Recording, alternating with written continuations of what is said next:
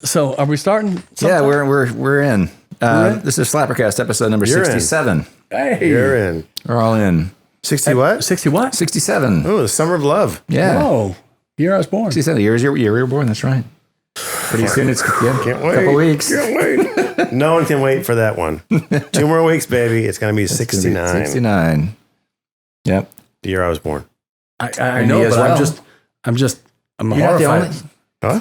You're not the only Blaggard who was born in 69. Is that you? Yeah. Nice. 2 months before, or no? When was your birthday? September. Yeah. A couple months before you. Yeah. Virgo. Gemini. Ah, very nice. My dad's a Gemini. So, gentlemen, do you have your masks? Your new masks? Yeah, right here. Hang on. Yours is right behind your screen Yeah, there. I'm not Check gonna- other side. I'm not going to tie it up. I'm going to mock it up. Yeah. Oh, the So- inside's nice too. Yeah. Mock it up. So a couple of weeks ago, we on. got these in the mail. So we wanted to thank Ellen Thank for you. these wonderful masks. I already had mine on, and Smells like you've been wearing this one. I know Not on your face. downstairs. Yes. Yeah, on the other head. Thank you, Ellen. I didn't mean to stretch This it. is I gorgeous. apologize. I didn't mean to stretch it. So thank you for that. And also, nice. before we get going too, I spoke with our friends from Steam Magazine. They're out of Corpus. And I did a little phone interview with them, husband and wife team out of Corpus, and wonderful people, energetic, funny, well-read, well-traveled, and huge music fans. I like that title. Steam? Steam. Yeah, very cool. South Texas Entertainment Arts Magazine. So, but they go everywhere. When I met them, they had driven from Corpus to Black House Cigars in Old Town Spring, dropped off some magazines, and then they were going to do an interview in, I think it was Humble or something like that. And then they're going back to Corpus to go to Amarillo or something next. It was some ridiculous schedule, but they are huge music. Rusty's a drummer and has played all over the place. And anyway, so we'll link to that. The interview's not going to be out till next month, but also we'll link to their online. They do a radio show. They've got a radio show. They got a internet radio show, and they have the magazine as well. So that interview will come out next month, and we'll link to that. But great people, and really looking forward to meeting up with them and doing more work with them down the road. Great, just nice to meet people with so much enthusiasm and so much love for what they do. Yeah. That's cool. Especially that it's music and arts. Yeah. That's important. Yeah. So how's everybody been doing? Last time, I think we did the Zoom last time because Chad had a sore retina Yeah. or throat. Yeah, that's right. So we did the Zoom thing. That was a mess. Yeah. Yeah. That did not turn out. I mean, it was okay, but it was just compared to the quality we It's just usually have. limitations that Zoom offers. Technology. I mean, But you're better now? offers. Feeling good? Yeah. Yeah. How you feeling? Pretty all right. Yeah. Yeah. Kind of tired. The last couple of days, I drove up to Kyle to see mom and dad yesterday, drive up and back. How And they then doing? it was a long day. They're good. They're good. Yeah. They're trying to go up north. They go to Vermont every summer for usually like first week of June till through September. They rent a place up there that we used to go to when we were kids and stuff like that. It's kind of near our hometown, way up there in the Great North Woods of New Hampshire. But they go to Vermont, which is just right across the river. I mean, literally, my backyard was the Connecticut River, which forms the border between New Hampshire and Vermont. If you know your geography. And so then that was in my backyard. So and where we used to go to was up at this lake, and 2/3 of the lake is in Canada, which is even kind of weirder. Like, Yeah. yeah, and so like on the property, there's a fence, like a picket fence, and it stops at the beach, and that's Canada right there. Wow. Yeah, of course the border's closed right now, but But you can still go across in a kayak. well, you're not supposed to land. Oh. Technically, and somehow they know that if you land. I mean, I think there are people on the other side saying Immediately notified. somebody just like, because there's this road that walks back behind the basically it kind of parallels the border, kind of goes like this as you're walking and not walking down. I'm just trying to show on the camera.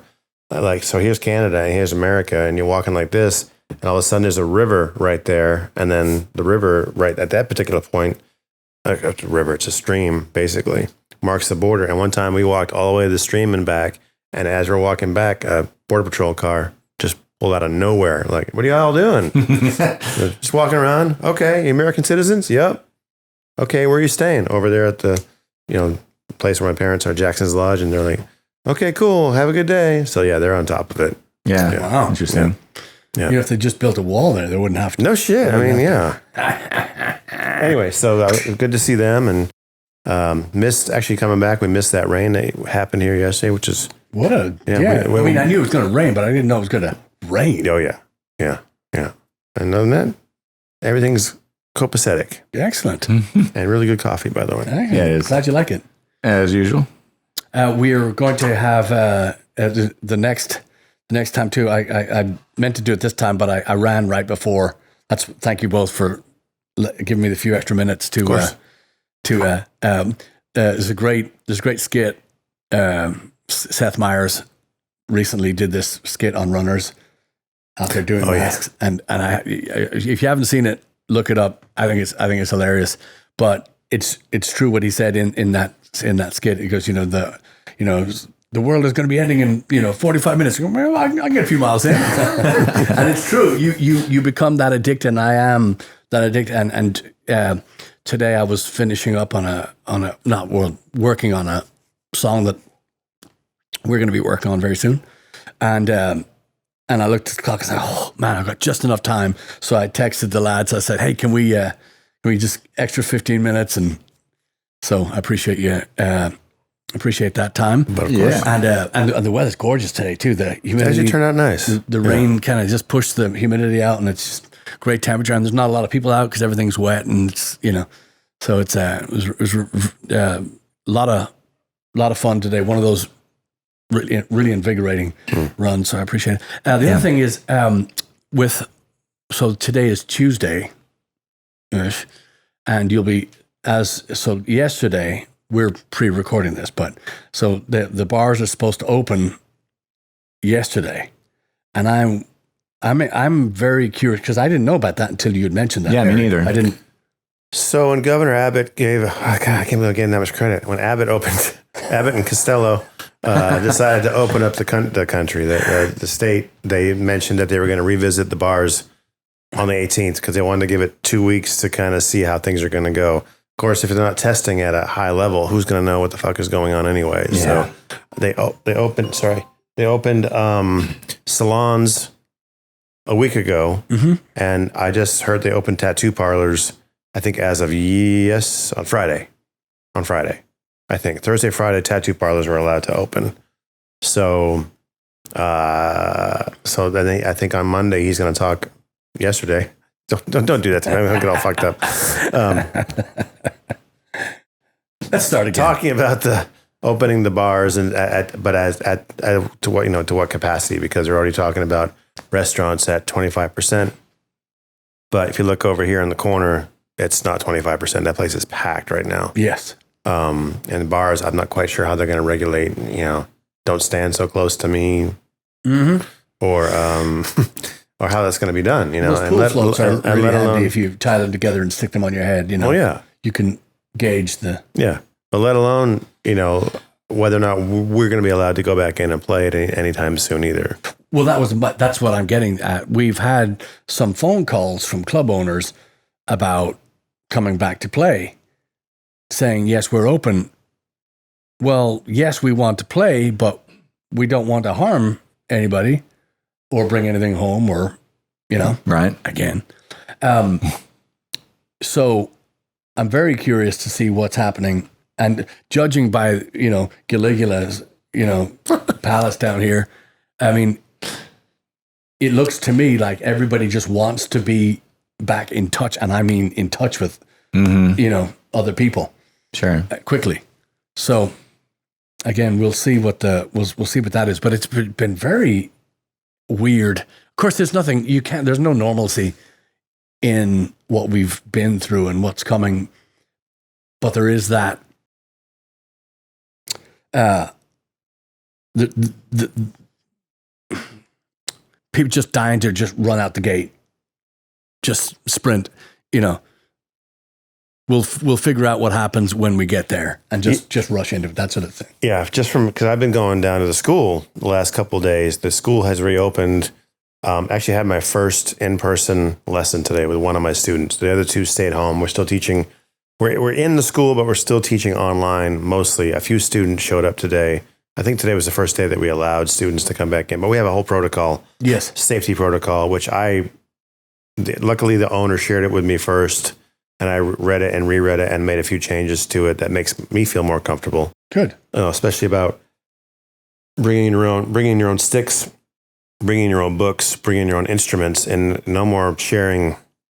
Keyboard obviously is going to be the one issue if you take keyboard lessons, but like guitars, basses, singers bring your own microphones, drummers bring your own drumsticks, whatever. And then we go through and we clean everything that was touched in the room before the next student comes in, and we're washing hands in between each lesson and all the good stuff, wearing masks during the lessons.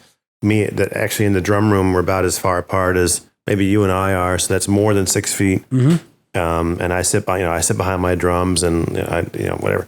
So but just my whole point is to kind of piggyback on what you're saying, just driving around town to get to school and seeing how people are, like you said, just kind of like rushing out there and very, very few people wearing masks, you know, and I know that I'm going to keep wearing mine as long as I feel comfortable, you know? Yeah. Yeah. And I know you guys are probably the same way when you go out. It's just like, always. And plus it sets a tone to show that you care about what's going on. Respect for your neighbor. That's it. Yeah. Yeah. We want to stay, we have to stay healthy in this game. We have to be more health conscious than regular people, just because our job and, we're in front of and around more people than most. And it's an absolute necessity to continue that healthy, those healthy habits. Yeah. The governor's, so when I watched his last talk, he was basically trying to justify reopening based on numbers, based on, well, if you look at column A and look at column B and column C, you see how the numbers, he's like, and we have plenty of hospital beds open. And to me, that's like, let's fill them. So you're saying that it's okay to go out and get sick because we have 19,000 hospital beds. Come and we on have in, we're open. 6,000 respirators. So fuck it. Yeah, Go out there, get out there and party, people. Yeah. Yeah. That's what I took away from his last teleconference. So. This is what it's come to. Yeah. You still can't visit the governor's mansion in Austin. That's weird. I get Strange. it. I know. It's closed to visitors. It's weird. Yeah. So, Governor Abbott, you are definitely all of these things. You see that? See what that is? Okay. Yeah. Hey, I saw that my mug inspired an Etsy purchase last week. I guess I was looking at my Starbucks Demon mug, and that's where it came from. Was an Etsy thing. I think somebody bought that for me. Yeah, it was a gift, but somebody said they found it on Etsy. Oh, they did, and I think somebody bought it off of it. So good for Etsy. That's a nice. Yeah, somebody tagged us. Was like, I just saw this on SlapperCast. I'm dying to have this mug, so I tagged him to see if he might know. Yeah, it was a gift, but somebody said here it is, and they found a similar one on the Etsy. So that's nice to support a local small business on the Etsy. Good. Anyway. Yes, we need to have our Blaggard mugs added to our Blaggard coffee mugs added to our arsenal. Yeah, because that's a must. So, so we were in the studio just a few days ago. Just got back. It was fun. Yeah, very fun. Fun to get out of the house and play in the studio. Yeah. So our buddy Paul. The video came out nice, by the way. Cool. On the one you sent us. It was just a very small sampling of everything. I have to say, I recorded almost the entire session, but I didn't want to bore people with the entire thing. But I may put another clip out, later next week maybe. But yeah, we went in. We tracked 2 songs. 3. 3. That's right. The third one is a secret. Right? That's not a secret. Is it? I guess they're all a secret. Until we make the actually here's a good competition. So if you can guess, which, okay. There we go. Yeah. I like where this is going. Yeah. So let me just do a little setup here and jump in if I miss or embellish too much. But so we're recording this song, and Paul behind the board is perplexed and okay. And what he'll do is he'll set the metronome at whatever beat we're trying to play this song at. And it's not a super fast song. And it's, you could call it a very slow song. And we're playing it, and Paul's grimacing and, trying to eat his own flesh and, dig, through the hardwood floor with his feet to get away from what we're playing. And we play it, and then we play it again, and he comes back on the talk back mic, and he goes, "Hey, you guys!" That sounds just like Paul. It's a great impersonation. I mean, if you close your eyes, you might think he's here. Hey, you guys! Why don't you not play all of it? Why don't you play less of that song? Oh, that's right. That's right. Like he was concerned for our health mental health and safety speaking. And for our careers, I think. Yeah. And why don't you play a lot less of it and then just do the last bit more? And I said, well, and I said something else, and then he said, yeah, but, and we went back and forth for about, no exaggeration, 7 hours on. Okay. So we played this song in its entirety, and much to the dismay of Dr. Beebe, I don't know. So if you can guess what song is we're playing, what song we're talking about. Yes, we're recording it. We're not recording it for the record. No, it's not going to be on the CD, but it is. We are going to release this song. If anybody has any idea what song we're talking about, and we've played it before, people that have seen us. Would you say it's a popular song? It's a very popular song, I think. And I'd say many people have recorded this song. Some may say too popular. Especially, yeah. That's enough. I think that's enough. Yeah. So I just think, now what should the prize be?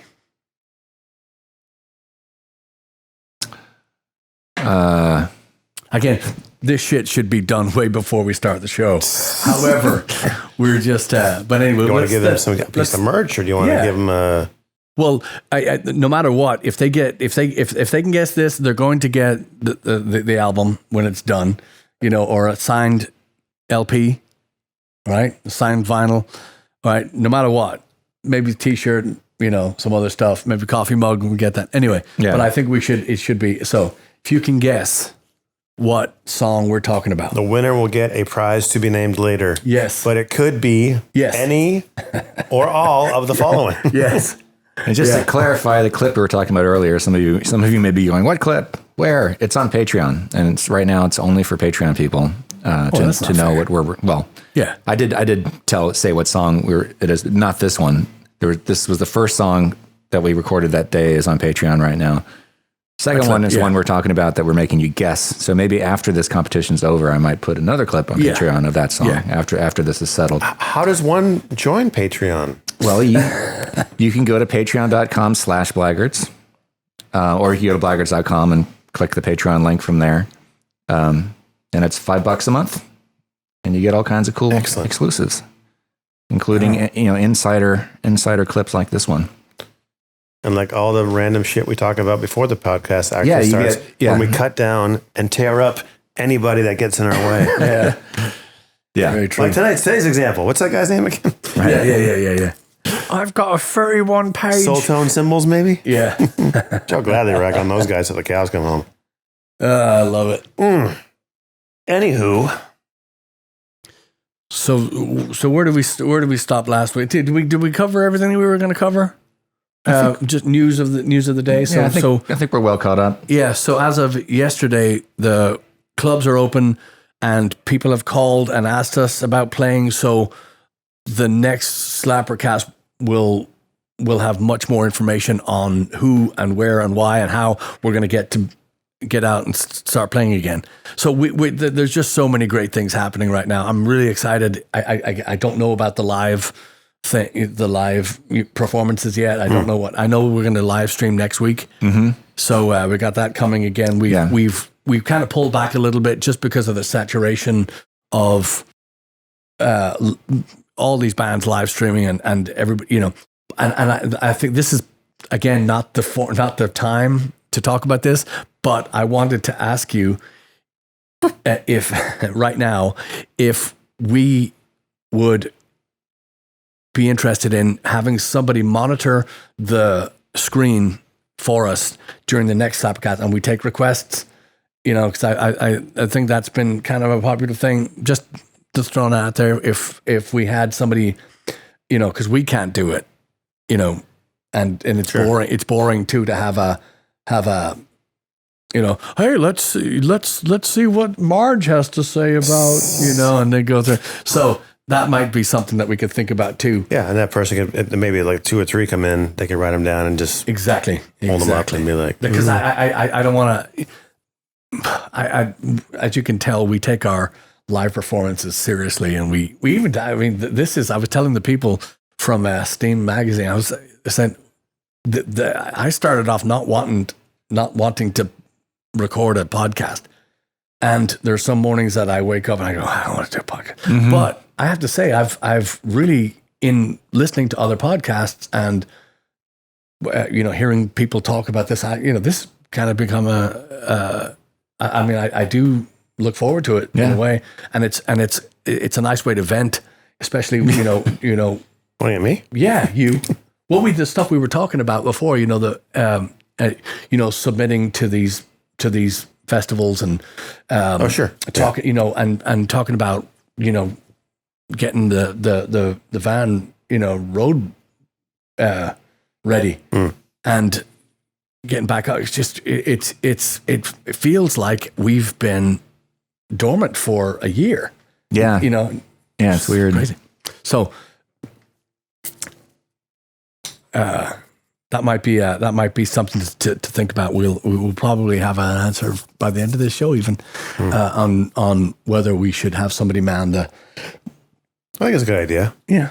Frees us up to kind of just roll. Exactly. And have a set list and roll with it. And if someone will say, oh, can you play so-and-so? Oh, yeah, of course. Whatever. Yes. Yeah. So we kind of done that before. It's just there's a lot of stuff I miss, Yes. Number one, I have to be close enough to the screen to see it, but then, people are commenting the whole time. So you miss stuff. Exactly. That's somebody we know that can help us out. Yeah.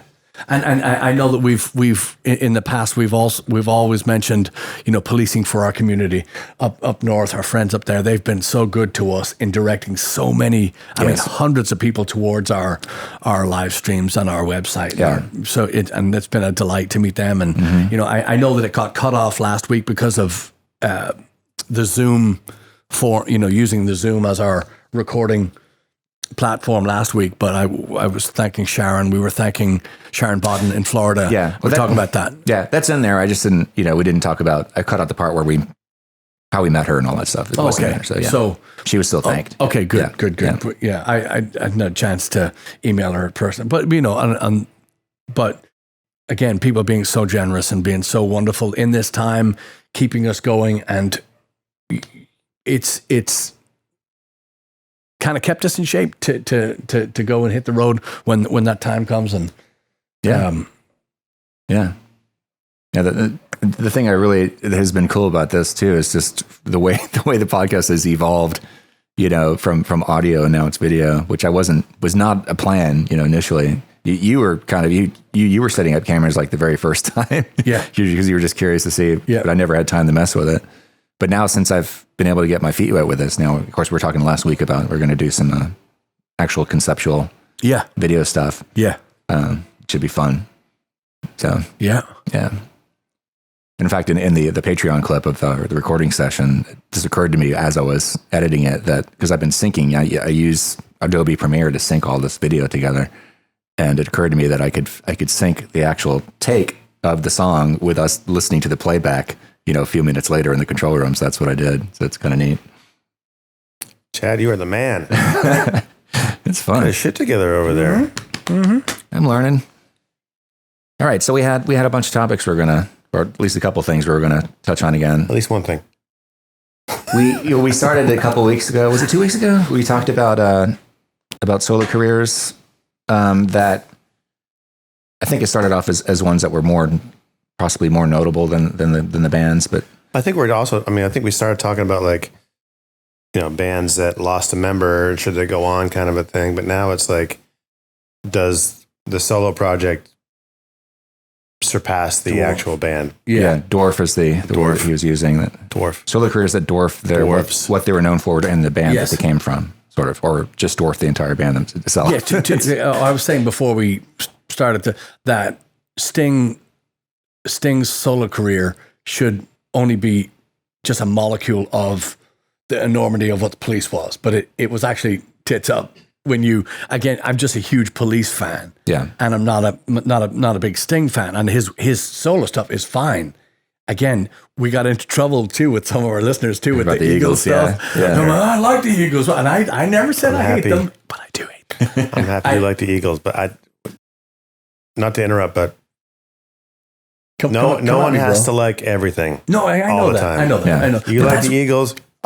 Awesome. I don't like the Eagles one bit. I'm happy to say that. Yeah. You and whoever said that probably hates a lot of shit that I like, and that's totally fine. That is fine. If we all liked the same thing, boring, the Eagles would be very popular. Oh, wait a minute.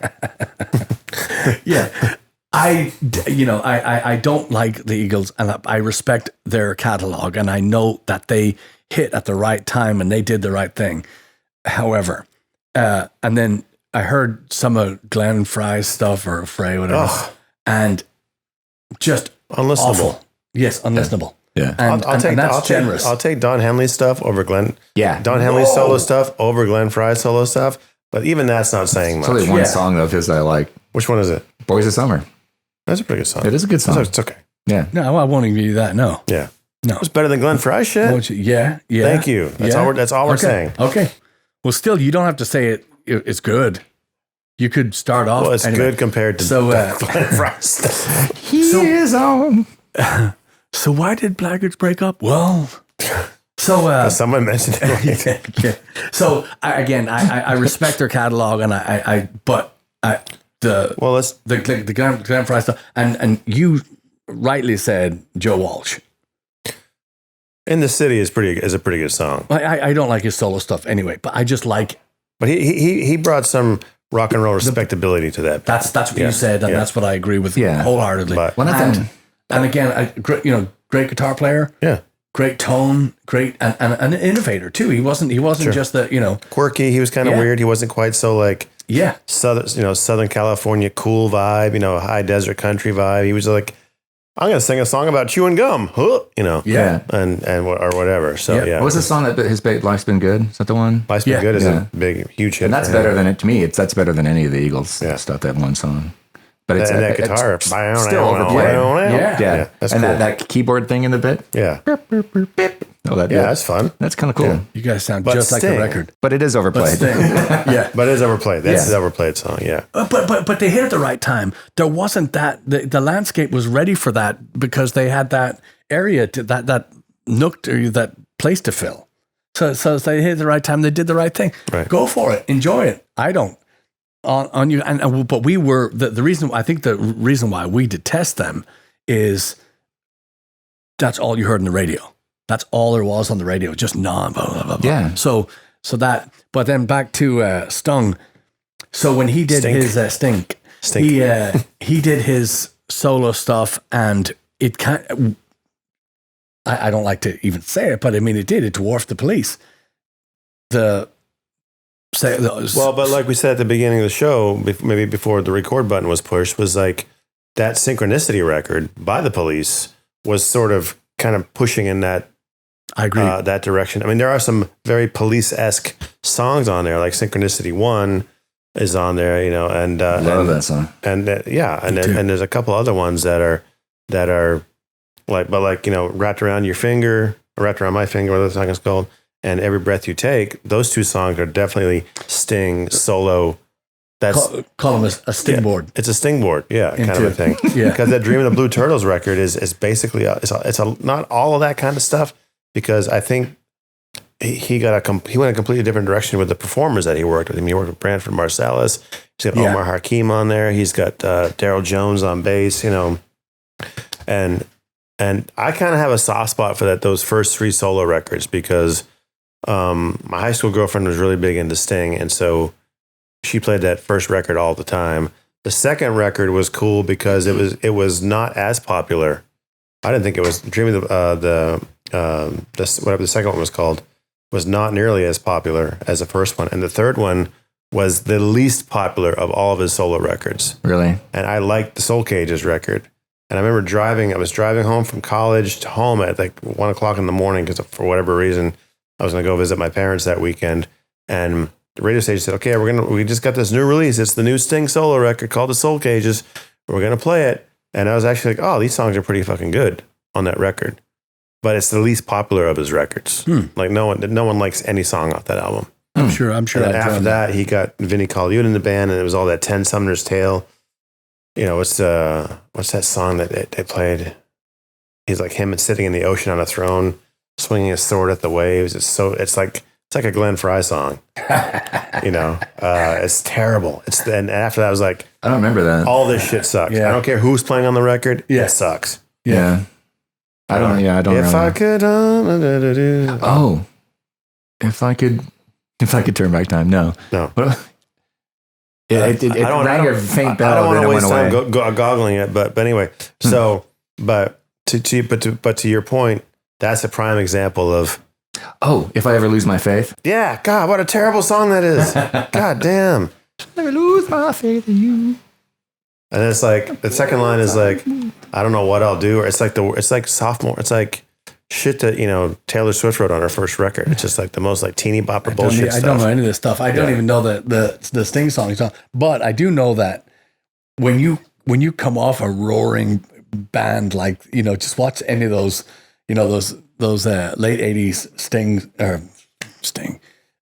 Police performances, and they're just flying. It's a carnival, riding a wave. It's just it's ridiculous, the energy that those 3 guys put off. But it also kind of shows you that it's not sustainable. Yeah, because that level of performance and that level of animosity between Sting and Stewart was going to boil up into a fist fight on stage at some point. Yes, we were talking about this off mic a few weeks ago or a couple months ago about how, because I noticed it years ago that Stewart was a rusher on stage, that he was always pushing really hard. Well, you said that Andy was pulling back. Pulls back. Yeah. So then Sting was caught in the middle of that, which as a lead singer, it's probably the most frustrating place you can be. Yeah. He says that the Police got back together a while ago and did a couple tours maybe or whatever. But apparently there's somewhere, I think it's on like the VH1 Storytellers or not Storyteller, but Behind the Music or whatever, where they talk about the Police, and apparently they were all invited to somebody's wedding. Somebody famous musician or whatever ringing a bell. Yes. Got married, and they all got invited, and they were all hanging out, having fun. They're all there with their wives, and there was a famous band that was playing the wedding. I say famous, but I mean it's like a one-hit wonder band or somebody was playing the wedding, and they said, "Hey, the Police are here. Can they sit in?" And they're like, "Sure, of course." And so they got up to play a song, and like Andy's got his leg up on the seat because the guitar strap wasn't working, and Stewart hits the drum and knocks it off the stand, kind of a thing, and Sting was basically like, yeah, it's just like the Police, like in the old days, like shit's going wrong. And as soon as we start playing, Stewart speeds up and Andy's playing behind the beat. Then we decided to get back together because we missed playing. They played like whatever song they played, and they're like, oh, this is actually kind of fun now that we've been away from each other for 20 years or 15 years, whatever it was. I gotta find out who that band was because it's killing me to who was the wedding band and whose wedding was it? Is there video footage of this? Was it Sting's wedding? Oh. Yeah, there's video of it. Yeah, somewhere. Cool. It might have even been Sting's wedding. That's gotta be. Anyway, I didn't even know he was married. It reminds me of, there was a story that you told me a long time ago. I can't remember if it was from Live Aid or something, where it was from when the Police were still together. No, that was the Rock and Roll Hall of Fame. Where he breaks the snare. Yeah. Picks it up as he's still playing. Yeah. Yeah. That again, when you talk about the machine, the engine of a band, that's the drums. And if your drums are not driving, if your drums are not, I mean, just in brief, your drummer's shit, your band's shit. End of story. There's no way around it. And watching Stuart Copeland play, I watch him just tune the drums. I don't care. Yeah. A monster, an absolute, just a gift. That is a gift. That guy has got, he does, I don't even, excuse me, I don't even know if he knows how good he is. And I say that just because I think he knows. No, I mean, he's got the little chip on his shoulder, so he knows. He does, yeah. but he watch any of the interviews. Of course, you probably talked to him, but he's he's on the list. Yeah, yeah, incredible mind. I think that wonderfully smart and so gifted in his interview, in his skills in just communication. And his ability to talk, to come down to your level, my level, and talk to you about drums in this nearly remedial tone without being condescending. Just able to bring you in and let you into his, how he plays and how he thinks of music and my favorite part was too, and he came back to which I was upset that he did, but he said that all jazz players are full of shit. And I said, yes. In what way? They look down their nose at everybody, at all players. He said, but they're just full of shit. They don't know what they're doing. Then he came back to amend that. He didn't come back and, take it back, but he did amend his statement. And but he's brilliant in his, as fast as he thinks and as great as he plays. And I don't only say that, I don't know if he knows how wonderful he is, because if he knew the admiration that, people have of it, I know he knows that he's, one of the all-time greats. Yeah. But that's not enough. I mean, when your drummer's that good, yes, okay, likes to rush a little bit, but just keep up. Because that guy's... Well, it's his band. I mean, it was his band. Yes. And he's allowed to do what he wants to do. Yeah. It's really noticeable because you can't really hear it on the records. I mean, obviously there were more likes, but a lot of bands do this when they're live. You get excited and you start pushing. But it's really noticeable when you watch him play. And I saw it with he did some stuff with Adrian Belew recently, and there's a clip of them covering Miss Gurdenko, where Adrian Belew's singing lead on it, and Stewart's playing drums. And you could, it's so super fast, like way faster than it really should be, in my opinion. And you can kind of see the tension on Adrian's face as he's trying to sing. You're like, shit. Yeah. There's nothing he could do, I watched some of those clips too, where Stewart's playing guitar and singing. He had Fender make him a guitar with one pickup and a volume knob, nothing else. He said, because I don't play, I just beat and he plays the guitar like he plays the drums. Yeah. But he gets the point across. Right. So, anyway, we're talking about, police. In my tiny little mind, Police should have been everything, and Sting should have been just a blip on the... David Lee Roth leaving Van Halen. Mm-hmm. Definitely not the best singer on the planet, but again, in my tiny little mind, in my little head, the greatest frontman of all time. Yeah. Just, I don't care. Don't sing. Just be Dave. Just be Diamond Dave. Just do your thing. Well, I think too that, after he left Van Halen and he came out with that Eat 'Em and Smile record and that band he put together, I kind of think that really overshadowed what Van Halen was trying to do. Even when they got Sammy Hagar, obviously they were super successful. Some people like that. I don't like anything. No. After 1984, I can't get into really any Van Halen at all. And 1984 is even kind of a tough pill to swallow because I love it for me, because it's just like, for me, being a kid in the 80s, it was overplayed. And like on MTV, it's either the Jump video the Hot for Teacher video or Panama video, and it was like it's fine. It's great, but with Billy Sheehan on bass and Greg Bisson on drums and Stevie Vai on guitar, I'm sorry, that's a fucking killer band. Yeah, and it's an example of like, okay, I'm gonna find 3 of the greatest musicians that play these instruments, and it worked. Because sometimes it doesn't work. You can, like you said, you can have the greatest people in a band, but if the chemistry is not there, who cares? It doesn't really matter. And luckily he found 3 guys that could really play their instruments. I didn't know about Greg Bissonette until Edelman's Smile. And I bought that record just because I knew this was going to be one of those moments in rock where you go, and even the song, just like Living in Paradise, off the next record, Skyscraper, was it? I think so. Yeah. He's like mountain climbing. Yeah. Yeah. All his own stuff. Yeah. No ropes, nothing. Just on the Ladies Night in Buffalo is a great fucking song off that first record. That's a cool vibe to it, you know? Yeah. But so Greg's story quickly is University of North Texas graduate. He got hooked up with a guy named Brandon Fields, who was a jazz fusion-y kind of saxophone. So he did a couple of jazz fusion records.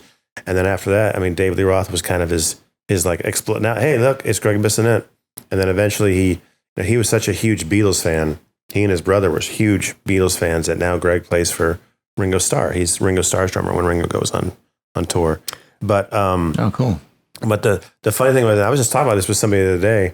I forget who it was, but Modern Drummer magazine used to put these little floppy vinyl records inside of them, and every once in a while it was something cool. And here it was Greg Bissonette made the cover, and he's got like the spiky hair with the long blonde hair in the back, and the David Lee Roth drum set looks like it's been blown up and stuff like that. And so the article is about him, but the recording was all the Brandon Fields stuff. And it was at that point, I forget what year that issue came out, but at that point, no one in America really knew what a songo was. And songo is a type of drum groove that is kind of Afro-Cuban based, but it's also American funk based. And he played it on one of these songs, and I put that record on, and I was like one of those jaw-dropping ones, like, what the fuck is that? You know, kind of a thing. And they transcribe it, and it's a linear pattern, meaning that nothing really hits at the same time. Like both hands and both feet are doing 4 independent things. I'll play it for you guys sometime just so you can kind of hear it. It's a really cool beat. Yeah. And so he put it on this record, and I remember like at the time it was like, do you remember where you were when you first heard this, or when you first saw this? For drummers, I think it was one of those moments where it's like when you first heard the song being played on this record, it kind of changed your direction musically a little bit. It kind of got you to be like, oh my God, what is going on here? Maybe when we get in the studio, we can have you play it for us. Because that's the kind of stuff I love. Yeah. And the other thing is too, look at those interviews from from when David Lee Roth put this band together. 85 or 6 or 7 maybe. Obviously 1984 I'm going to say 87 because I came to the States Halloween 87. I think I was in college. And it was college by then, yeah. So it was definitely, around that middle later 80s, cool. But the interviews are as entertaining as the live shows because they are so happy to be handpicked by David Lee Roth. And also, I mean, that was some great stuff. Yeah. It's difficult for me to get into that kind of stuff. I knew that putting Steve Vai in there is, this guy plays many, many, many notes. And like a Yngwie, I'm not a Yngwie fan. I'm blown away at what he can do. Mm-hmm. I don't want to hear that many notes ever. Yeah. But Steve Vai is the same, I thought was the same style. Steve Vai is not the same style. He is music. He is soul. But he's technique personified. He is when it comes to guitar, the ability, how much he knows about music comes out in his playing. Everything he plays is musical. And like, again, Joe Satriani, can't stand him. I don't want to hear a Joe Satriani record ever, or don't care who's playing on it. I don't hear it. I understand that he is a phenomenal guitar player. Don't want to know anything about it. That's not my thing. here's another guitar solo for 13 minutes. And the rumor was that, Satriani had taught or gave lessons to Stevie Vai at some point. Did they really give lessons, or were they just hanging out and kind of jamming and like, oh, you could try to look at this motion or look at this sweep or whatever kind of a thing, But did anybody go see the Joe Satriani, Steve Vai, Eric Johnson world tour? Good Lord, that sounds terrible. It sounds like one of those Journey, Motley Crue, Poison, tours. Yeah. I don't ever want to see that many guitars in a row. That was a thing, though. That was a thing back in, I think, in the 90s. That was actually a thing. I forget what they called it. But in fairness to the metal guitar players that wanted to hear that stuff, those guys were starving because they had been flushed out. They'd been washed away by grunge. Oh, sure. And so now there's all these records with no... Oh, G3. G3, what it's called. That's right. G3. The G3 tour. Sorry. But there's also GTR. Okay, so this is a completely off the... Actually, I like that first GTR record. And GTR was Steve Howe, Steve Hackett, and what was the other guy? Another guitar player. Jonathan Mover played drums on it. That's how much I know. All prog guys. Yeah. Yeah. I forgot who this Steve Wonder. It's driving me crazy. I can't remember the Steve name. Hackett, Steve Howe, Stevie Wonder. Yeah, anyway. Anyway, that's a whole other topic. Yeah. GTR. Great and terrible at the same time. Well, who else we got? So another one that I thought of the other day was Boomtown Rats. I thought, what? Go ahead. I want to hear where this is going to go. Okay, well, I loved the Boomtown Rats because they came out at a time. Bob Geldof and I went to the same school for a very, very short amount of time. I'll have you know. And they were actually from Dunleary, which is just up the road from where I grew up. But kind of a punk. I was never a punk fan, but they were kind of that new wave punk border, and I enjoyed their stuff. They just really different. And Bob Geldof's career, I think it was just the longevity of it, now has dwarfed Boomtown Rats. But he had a career after the Boomtown Rats. He's going strong. He's still alive? Yeah. He's going strong. I know nothing about this man. Yeah. It's Boomtown Rats are not. I know that one song. Yeah, Don't Like Mondays. Yeah. But they had Banana Republic, which is a great song, and they really have a decent catalog. I remember Johnny Fingers, their their piano player, Johnny Fingers. He was a great personality in that band. The band was weird. They all looked like they hadn't showered in months. But just Dexy's Midnight Runners or Dexy Midnight Runners or Boomtown Rats. Boomtown Rats. Okay. But Dexy Midnight, that was a band. I don't like anything by them. I hope their B-sides are good, or they're if they had any deep cuts. But they were just more of a one hit. Yeah, that was. Well, here they were one hit. Yeah. I saw something about that recently that they were actually pretty big over there before that song came out. So I don't know how big, but yeah. I was over there at the time, and I didn't know anything about it. And that song came out, and they. Yeah. But so again, dirty. But Boomtown Rats have got some. And Bob Geldof has got some really decent solo stuff. Again, that's more a European thing. So I'm gonna say, yeah. We can cut that out. And then bands like, and again, we were talking about Bad Company the other day? I think a song came on the radio and I was like, oh my God, how terrible is this song? Yes. How boring. I mean, not terrible. It's just boring. It's just like extremely boring. What was the singer? Paul Rogers. Paul Rogers. Couldn't care less. I don't want to hear any of his stuff. I heard Johnny was a schoolboy when that's he heard his first Beatles Shooting song. Star? Yes. The name of the song, right? Yeah. Shoot Me in the Mouth. Yeah. He was. No, that's the song that was playing. Yeah. Don't that's you what know it was. that you always... Yeah, that one. Yeah. That's what I was saying, because I had a vague memory of Dave Allen Co. covering that song when we opened for him. I think you said that. Yeah. Oh. So the only See, I didn't recognize any of the songs that he played. Yeah. It was almost all covers. Oh, I know that. It's crazy. I remember the look on the audience's face going, what's he doing? Yeah. What? Yeah. Yeah. Anyway. Didn't Paul sing in The Firm? The Firm. That's right. I was thinking about that when we were talking about guitar. Him and GTR. Jimmy Page. Jimmy Page and Chris Slade on drums. And who's the bass player? Good question. Somebody. Those super groups. Radioactive. But so I bought the Queen, and don't get mad. But I did buy and download the Queen Live with Paul Rogers record. And they're playing in Sheffield, and band sounds great. Paul actually sounds good singing the Queen stuff. Brian sings a bunch. He sounded better than I thought he would. Yeah, exactly. Yeah. But then they do a couple Bad Company songs, and it's like what? The energy gets sucked out of the room. Why would you do that?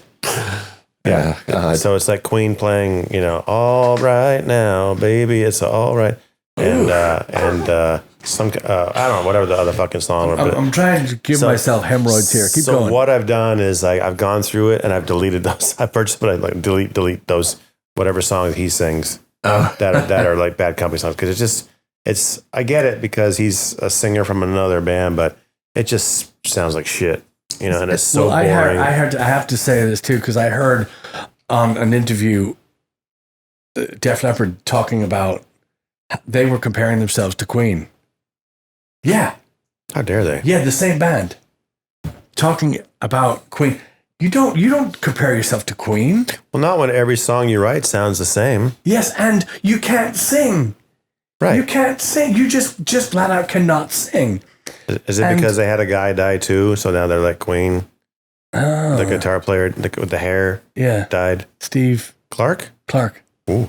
Yeah. It's a good coffee. Yeah. It's jogging my Def Leppard memories. Yeah. But they're no comparison. You don't do that. You don't ever do that. And we have a guitar player and they have a drummer and we have a drum. Yes. We're both British. Yeah. Sounds not unreasonable. So that was that. Yeah. That's. I don't know if that's the only untouchable band in rock and roll. This is like the fourth time you said it, so it must be true. Yeah. Yeah. Yeah. We should put the. But so the thing about Queen too, it's like you buy any Queen record, doesn't matter which one, and every song has got its own unique take. It's not necessarily like, and we said this before. It's like it's not like it's a full, like it's a rock album or it's a dance album or it's what. It's like it's all different shit, and that's the beauty of what that band was. It's like you lump them in the rock category but some of their stuff is operatic, some of it's classical, some of it's pop, some of it's dance hall, some of it's whatever, And those personalities that they fought so hard to get their song as the single, but then their collaborations took them in areas that they would never have found without each other. But add a new ingredient, and it's not going to happen. Yeah. So John Deacon was as this. I think it's the equal parts, because people might not know John Deacon as well as they know Taylor or May or Mercury, but he wrote as many wonderful tracks as any. Some of the biggest hits. Yeah. So the I'm in love with my car comes to mind when I think of songs. Yeah, you could have still had your career without that, but. They still play it live though. I know they do. I mean, it wasn't a make or break track for them. There's just so much material that they. But what I'm trying to say is that nobody was a lesser songwriter. I know that Taylor wrote that one, and then then I think it was Brian May that wrote "Love of My Life," and I thought Freddie wrote that. Maybe we'll have to look that up. Maybe it's a collaboration, but whatever it was, I heard that them on the live at Wembley, just the guitar and the vocals. Yeah, it's crazy. Yeah, that's my life's not complete without that song. Yeah, it's cool. And so on and so forth. So there's no there. You just don't replace a member of that. Traveling Wilburys too. So Roy Orbison takes, he takes to the underground, and it's gone away. And he, like he's on the run or something. The motherfucker's dead. Yeah, well, I know. My other friend that faked his own death, he told me. Anyway, we'll get to that later. Don't be cruel. Yeah, exactly, exactly. So, so they didn't run out and put an ad in the music magazine looking for a crooner. Well, but I mean, they had enough talent in the band to keep going. Yeah, and the Wilburys are also a special case. Yeah, not so special. I know, but they weren't really a band. I mean, they were a group of guys. They were a band, but it was, it was a completely spontaneous thing that happened. Right, but then it was also like, it's only going to be this, I mean, in the realm of things, it's only this long. Yeah, right. But I mean, George, that's why George was so excited about it. You'd listen to the interviews that he insisted they all go hang out. I mean, that's why it was fun. You always talk about the hang, how important that is. And George was totally on board with that. And he missed that from the Beatles, So that's one of the reasons why he was so excited about Beatles doing that with those guys. Have you ever heard of them? Four-piece out of... But those guys, Paul's you band? just don't... Yeah. You just don't... Paul's band. Interesting. Yeah, you just don't go and, pick another piece, Right. Lose one piece and add another. You don't do that. Yeah. Although I will say one thing about the Beatles, just one thing ever, is that Really? when they broke up, who was the one constant guy that kept showing up on all their solo records? Yeah. Ringo Starr. Ringo, I was going to say George Ringo showed Michael. up. No, Ringo showed up. George Michael. Yeah. It took a while. He didn't play with Paul until the 80s, I think. But Still, he showed up. the other three of them were on each other's records all the time. Yeah. Well, John didn't play on George's stuff. He should have, but he didn't. Yeah, but George was on his records. At least one of them. Anyway. Yeah, we got this part out too. John. Anyway, how are we doing? We're doing good. Yeah. But speaking of so Stones, you can replace any of those motherfuckers. And they have. Care. You could just... They have. Yeah, I know. We just say... Brian Jones. Yeah, take them all out. The thing that makes me mad about the Rolling Stones is, besides a lot of things, is Daryl Jones has been playing bass in that band since when? Oh, yeah, you mentioned this. And it makes me mad that they don't give him any credit at all. He's been in the band, I think, longer than Bill Wyman was by now. Mm-hmm. I think he's been the bass player in that band longer than Bill Wyman, and they don't give him any fucking credit at all. I think what they should do is they should switch the players in Def Leppard with Rolling Stones and just see if anybody notices. I don't think anybody would care. This is an amazing example along those lines. That Tom Petty's band had so few lineup changes over the years. And they did, he was forced to replace a couple of people, but that's basically it, because early on Ron quit. Like after the two or three albums, he decided he just wanted to leave because he was tired of the music industry. So then they brought in Howie, who later died, and then Ron comes back. Yeah, it's just so strange. And then of course the only other lineup change was they added the guy. What his name is? The second keyboard player, guitar player guy. Later, well, the drummer too. And then Steve Rohn came in after. But again, Steve was in the band longer than Stan ever was. Yeah, Steve Rohn, he's awesome. Yeah. Really, really enjoy it. Really great drummer. Yeah. Didn't get enough credit. Yeah. See, drummers can be replaced. Like, I know. Nobody's business. Just anytime. Yeah. Not true. True. That's. Yeah. I always think of Phil Rudd in that. Because I saw AC/DC with, I don't even know who it was at the... Was it the bald guy or the guy with the hair? Toyota Center. I don't know. I didn't even look. Just... Or was it either Chris Slade, who played in The Firm, the bald guy, or Simon Wright with the long hair? And both those guys are... Both Simon and Chris are great drummers, but they're just not Phil Rudd. But I saw AC/DC with Phil Rudd, and that's AC/DC. Yeah. That was the... And... I may have mentioned it before, but I'm going to say it again. I don't care. Most underrated metal drummer of all time, Nigel Glocker, and I'm going to say Clive Burr as well of Iron Maiden, early Iron Maiden. Well, there's another guy that comes to mind too that is in a very, very, very famous band, or was in a very famous band, who doesn't get as much love as I think he deserves, at least from the drumming community. It's Alex Van Halen. Oh, Now the thing about like that, like your Clive Burrs and your Simon Glocker. I mean, Alex. I mean, Nigel Glocker. Nigel. Sorry, I'm still learning about Nigel. Yeah. Is that you have David and Eddie in the front, and you kind of forget how good Alex really is, and especially on that early stuff. There's some crazy metal drumming on that, especially on that Women and Children First record. That record is, I mean, and his groove is just like. And people don't give him enough credit, I think, as in the drum world as much as we should. But and him and Phil Rudd are two guys that I like once a year I'll make a post like, don't forget about these guys because these guys are the bee's knees. I'm with you on even before Clive and just because of his contribution to he's so underrated in the let me finish my own sentence. In just searching drum solos and stuff, there's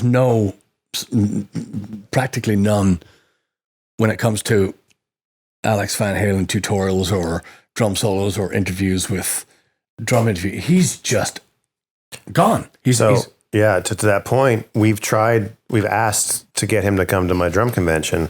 Like, hey, do you think Alex would come? And everyone says, nope, not going to come. Why not?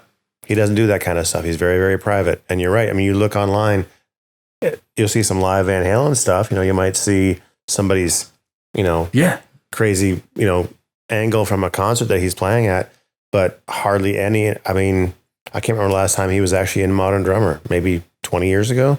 When was the last time you saw a drum solo on a legitimate drum solo on not just some, like you say, a video from somebody's phone on a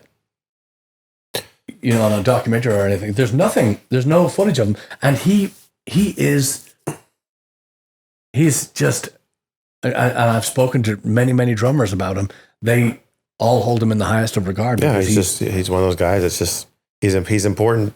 I think the problem is that he's important to the drumming lexicon, but I think what is like Van Halen can kind of get lumped sometimes into like the classic rock category and not really, besides Eddie guitar playing and David's maybe his banter, as far as like being like how can I say this correctly without offending everybody? Offend them. Go for it. Well, it's just the idea of like they're not as great as people think they are. Like Van Halen as a unit, they're a really good band, but I think as far as like their contribution to the history of rock and roll, it's kind of middle of the road kind of stuff. I mean, Eddie's guitar playing was obviously, inspirational. Like when but I think as far as like their contribution otherwise, it's just they're okay songs. There's some popular songs, but I think there's other bands that play circles around them that people don't even know about. But I can see the way you're looking at me right now. But as far as Alex's playing goes, I mean, it's definitely underrated. They don't have one record where he takes a break. There's no song. Yeah. He just plays his ass off all the time. Yeah. And I disagree with the songs with the I think David's lyrics are I don't think there's anybody that comes close to Dave's tongue-in-cheek rock and roll lyrics. Well, yeah, there's that. I mean, it's like he said in that interview, he's like, ain't talking about love, and he's not talking about love, he's talking about something else, and I get that. But some of that stuff is just I don't know, kind of cringy. But that's just me though. Yeah, I understand. Yeah. I didn't when it dawned on me that David Lee Roth is the best frontman of all time. When that dawned on me, then I went back and looked at the lyrics. And, yes, on paper, can't you see me standing here? I've got my back against the record machine. Can't you see me?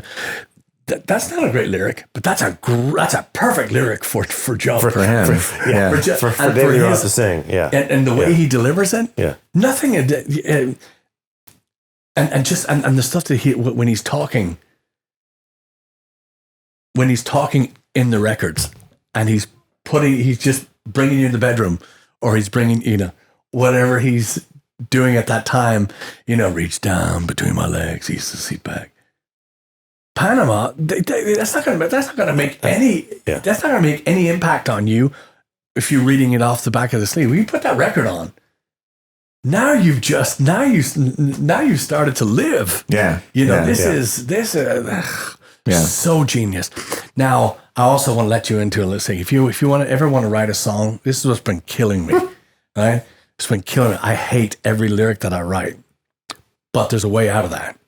What you do is you go and you put a Twisted Sister record on. And once you hear what you can get away with. Exactly. Anything is possible. Anything is possible. Yeah. So my sister told me a long time ago, she said, your problem is one of my problems. She said, one of your problems is you're listening to Tom Petty and the Dire Straits and these lyrics. Just be yourself. Go your own, do your own thing. And when you stop trying to be the David Lee Roth or the Freddie Mercury or whatever, then, think, well, yeah, put a Twisted Sister record on.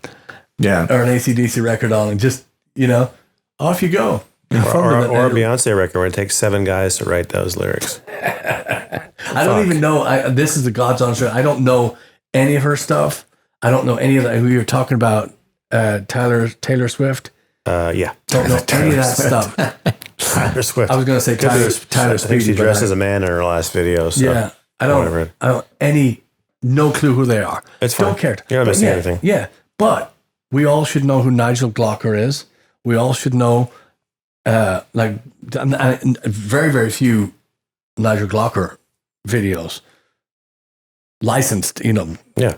You got to see that stuff. We have to know the what's going on here in the rock and roll world. And you need that in your life. You need that because I'm telling you, and I'll say it again, if your band has a mediocre to shit drummer, you don't have a band. You're not going to get away with it. You two will. They'll get away with this one because they did the same thing. They did the one strength, the one trick pony thing through all their career. So they get away with that. They get a pass. But I'm saying if you're in rock and roll and your drummer is mediocre to shit, you need to either replace it or get a new career. Yeah. I could not be more serious about it. Damn it. Can we think of a band? I mean, is there a band that we know where it's like, if only the drummer was different? I mean, I guess that kind of proves your point that we don't, right? I mean, I can't think of anybody. The only thing I remember, I just have a vague memory of, I'm not a huge Byrds fan, but I remember listening to one of their early records and just being kind of appalled at the drumming on it. But I can't tell you who that is or what record it was. It was like deep cuts too. It wasn't like their hits. Yeah, because if it's a hit, like Turn, I think it was Hal Blaine. Yeah. Playing on that stuff. Yeah, it definitely was not Hal Blaine on whatever track I was hearing. Or one of those, I think it was at least one of those Wrecking Crew guys. Right. Of course, what was his name? Dennis Wilson never played drums on like maybe the early stuff he did. On the Beach Boys. No. And he's another guy. It was like 1, 2, 1, 2, 3, 4. No sense of time. Okay. Yeah. Look at some of that old live Beach Boys stuff where they're wearing the striped shirts. Fucking Dennis playing drums. It's kind of like almost like punk rock in a way because he's just back there. Of course, he was the best looking one in the band, so it's a whole other story. But I've heard live Motorhead tracks where Filthy Phil Taylor was way off, to where they sounded like punk and his drums didn't sound good. He improved as he went on, and he was always the greatest of personalities, such a character. So he got away with it. Yeah, but how much of that live stuff is maybe like, I don't know, alcohol influenced yeah. Something else influenced? To front a band with a guy that's back there as a, watch the Motorhead documentary, watch even the behind the music crap, as a candy coated bullshit on VH1 or whatever, but watch it for the stuff that Phil Taylor endured just the stuff that he taping his broken wrist together with duct tape so he could finish playing, breaking his neck, and he just rock and roll to the bone. That's a whole different. So I can think of bands that I'd seen with terrible drummers and not opening for. I'm steering into the abyss here. I can't even place it. But I've seen drummers. We talked about it the other time. I watched early and late Space Hog videos where the early drummer was just playing out of his mind, and just you have to be a musician, well-rounded, a very, very, very professional with a lot of miles musician to play in that band. You know, the energy and the musicianship, and at that level you have to be. But then I watched the later videos with whoever that other guy was, extremely boring to watch, but he was holding it down and a good singer. So there was give and take, but watching the contrast in really, really lively and capable drummer to stoic. Yeah, I think that argument would be, because, there's obviously you can fix a lot of stuff in the studio, or you have someone else play on the studio stuff, and you go see somebody play live. I can't think of anybody, anytime I've been like, oh, this drummer's, ugh, unless it's been like more of like a local band. Yes.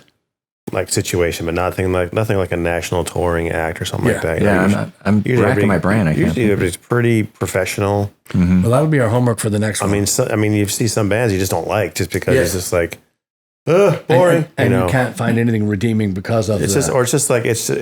It's just boring. It's not making me want to move. And I want to see it live. I want to see the headliner. Kind of a thing. And sit through because I'm not a Stones fan.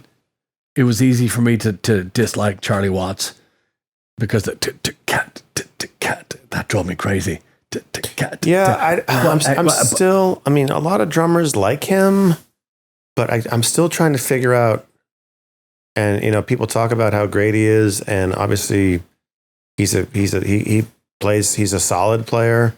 But again, there's nothing about the Rolling Stones that I really enjoy. Yes, it's not I'm with you. I mean, I appreciate what they've done for history, but I think Lemmy said it best when he said, Beatles, working class, those guys had to earn it. Mm-hmm. Stones, art students, they were just fucking off. Yeah. And the way they completely fucked up American blues music in the early 60s, I was just like, God, this is why I hate the blues, I think. It's because of the Rolling Stones, Yeah. And then just the fact that maybe they've been around for so long, or maybe, they had some hits, but can't you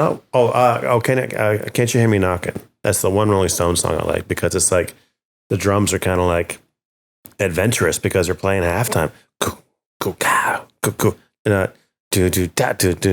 raising the hand on 2 and 4. I get that's his style, and people love Charlie Watts, and I'm happy that he's a drummer, and I know I've heard he's a very gentlemanly and very nice guy, and very much an anti-drummer, like he's played the same drum set which is fine. I mean, he's played the same drums for who knows how many years. He's had the same cymbals since the dawn of cymbal making, I think. Wow. He doesn't really, he changes his heads and maybe changes the stick once in a while, but he's really big into collecting antique pocket watches, and that's fine. You all got to have a hobby, and he can afford to have that hobby. He wants to keep time. He wants to keep time. There you go. I know. I can think of the drummer, and this is not going to endear me to anybody, but I think of the drummer and of course the band is one of the biggest of all time.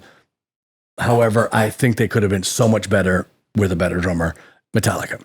And I've seen them play in concert many times. Mm-hmm. And I just think Lars Ulrich plays so much that it hurts. Just when the groove, when the riff gets going, and you get into that you're in the pocket, as we talk about, when just everything. I saw them with Cliff Burton. I saw Cliff Burton's last show, Yeah, it wasn't his last show. But it was a few shows before he died at the SFX in Dublin. I've seen the play with Jason Newsted, and I'm not interested in anything they're doing. But Lars, to me, is exactly what you don't want. Just seems like as soon as the groove is established and you're just about to get into the pocket and you're supposed to, we change. Well, so it makes me wonder about Lars, because if you go online, you go on YouTube and you look for Lars Ulrich fails, there's a lot of videos of him fucking up on live gigs, like in concert, like something gets fucked up, like he plays the wrong part or he comes in too early. And I guess I could I could search for any famous drummer. Alex Van Halen fails. Nigel Glocker fails. Whoever fails. Clyde Burr fails. Probably not going to find hardly any. Or Nico McBrain fails. Or there's no such thing. Whomever. No, I'm just saying it as an example. Of course, I don't want to get beat up in your own house. But if you Google it, go to YouTube and type in Lars Ulrich fails or Lars Ulrich mishaps or goof ups, and there's a lot. It seems to me like a lot of videos out there that show him fucking up. Well, I don't know. There's probably. I'm just saying. I know he's widely disdained as a player. There was that meme that you showed me when we were driving up to Nebraska. And you showed me this meme where there was that clown in the sewer meme thing. Oh, it's Pennywise. Yeah. Lars Ulrich is down here, and they start pouring cement into the thing. Yeah. so the clown is in the drain from Stephen King's story It, and the clown lives in the drain and he attracts little kids and he eats them or whatever. And he's like, psst.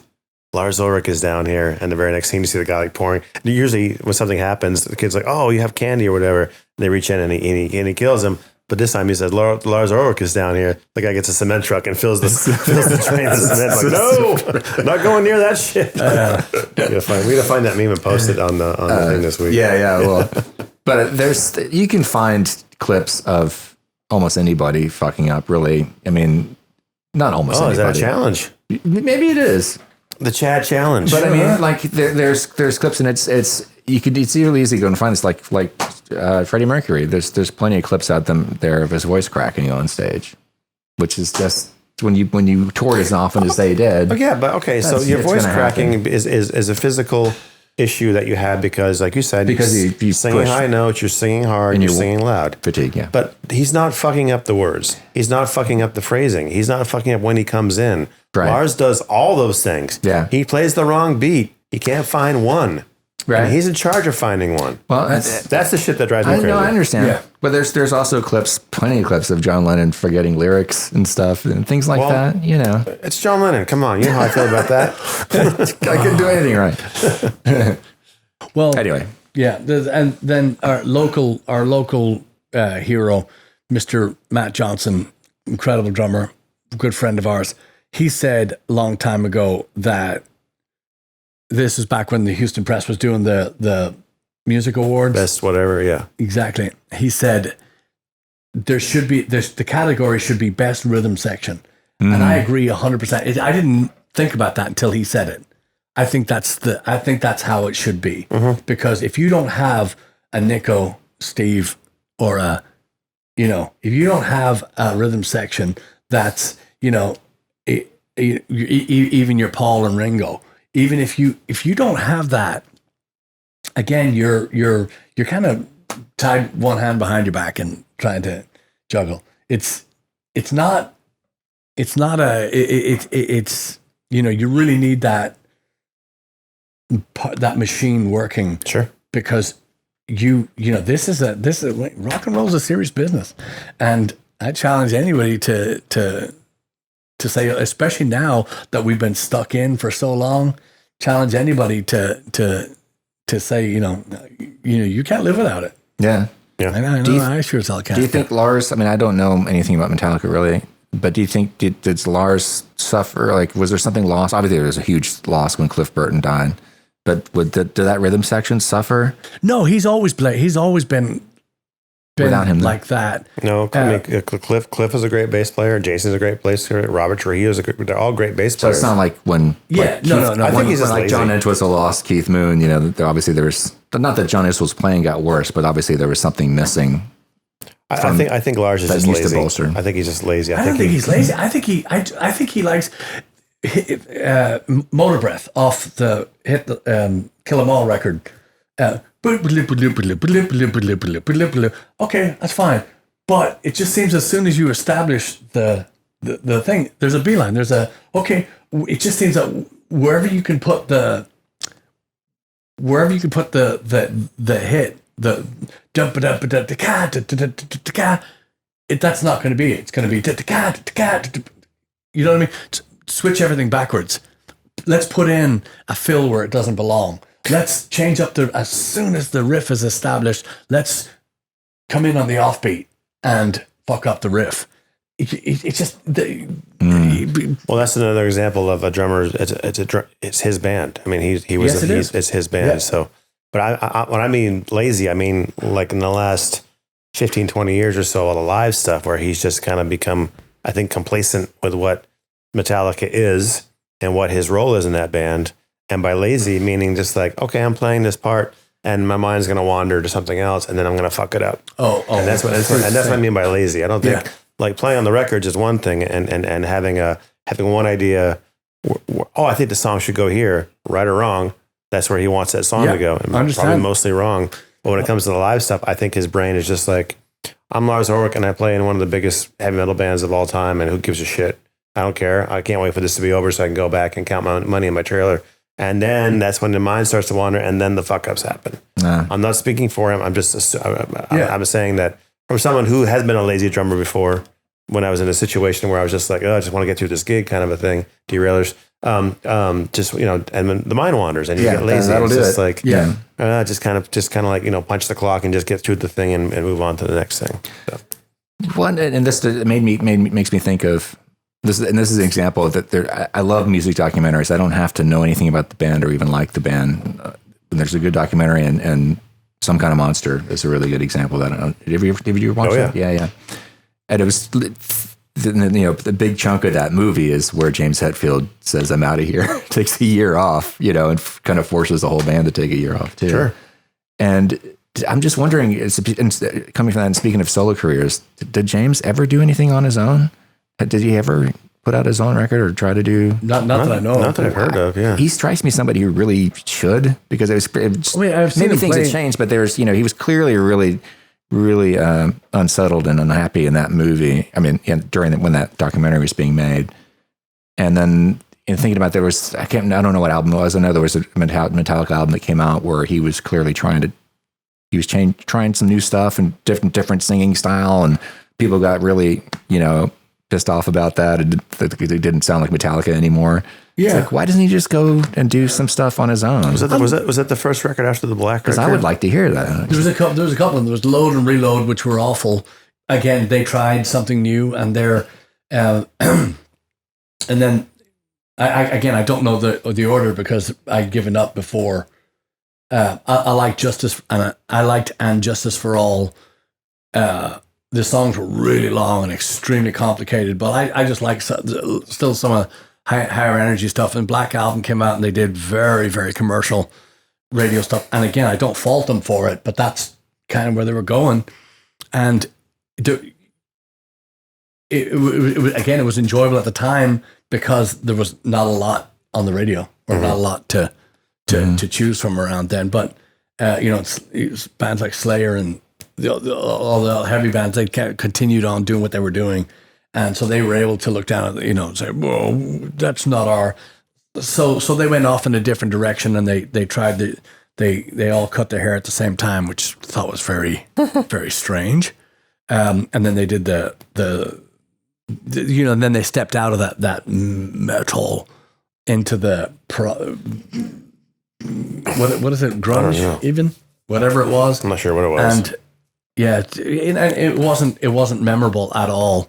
But you can't fault them for it when you if you collectively want to do something different. Because I know after Maiden came off the I think it was Peace of Mind record, they had it seemed like they had just conquered the world.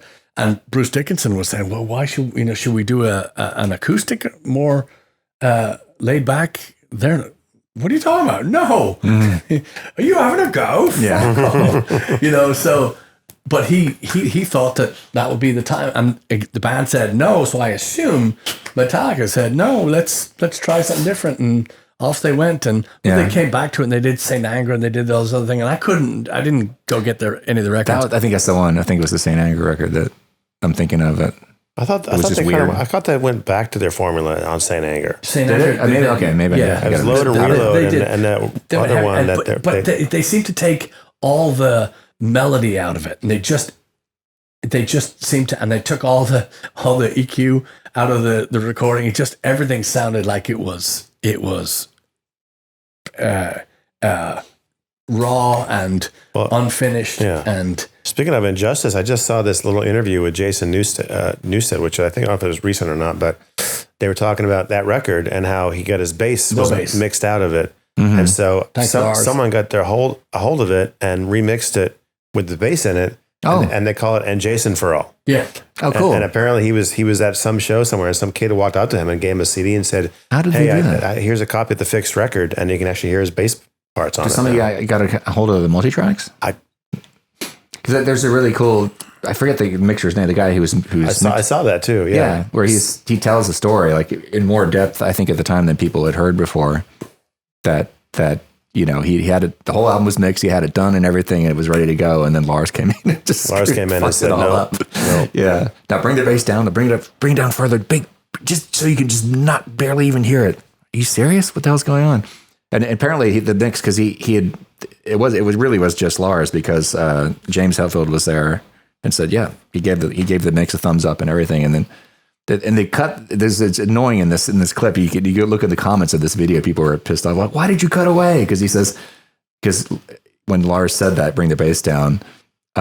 He says, he turns to James, go, seriously? And he said, and James went like this, and some gesture, but they cut away to something else, like some live footage, so you can't see what the gesture was. So there's still this kind of mystery as to what was it like this, or probably that's whatever. Time, and probably James was so fucking hammered all the time that he probably didn't give a shit. You know? Yeah.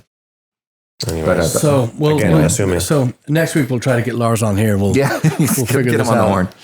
We'll figure this out. But I know the guy at Tom of Drums, so I might be able to get his phone number. Yeah.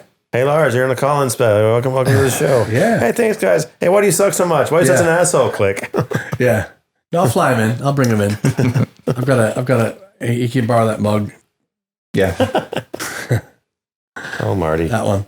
So, but yeah, so we will come up with a prize, but you guess the song. That's right. Kids. Yep. Guess what song we're recording to put out there on the interwebs. It's a slow one. It's a slow one. Or is it a fast one? Wait and see. I don't know. So, you ever got that? And we definitely have some news breaking here, and we'll have some dates by the time we figure out what this on lockdown looks like. Might have some dates up. Yeah, this Friday we'll be live streaming. Yes. The time has not been nailed down at this point. Maybe by the time this episode's out, we'll know. So we'll put it on there, but we'll try to put the meanwhile Friday. Yeah. Friday, yeah. Awesome. Yeah. But thanks for listening. And remember, 69 is right around the corner. That's right. Go Eagles. Soar high. Go away. Fly high out into the sun, you fuckers.